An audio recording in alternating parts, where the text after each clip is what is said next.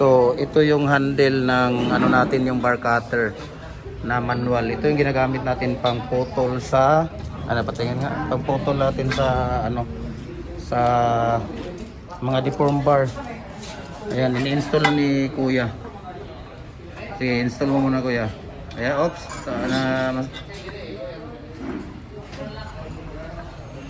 Ito yung ginagamit natin sa pamputol ng mga deform bar. Lahat ng klase, pwede siya sa round, flat at saka square.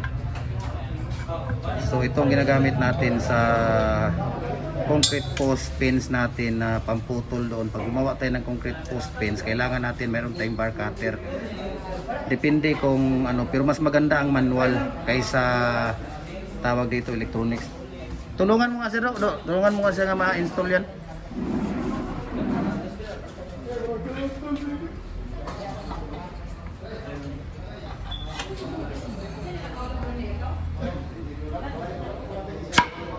Ayan.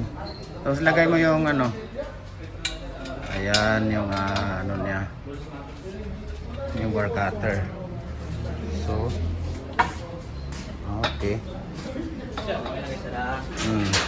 So muna na yan pamputol o ba? Ito na yung ano niya, urong mo dito do. Ayan. Wala kayong ano dyan, wala kayong bakal na pwede nating i-ano sa 22, yung mga 18mm, kung pwede ba talaga siyang ma-ano, ma-sample. Try daw natin. Ito yung bar cutter na manual.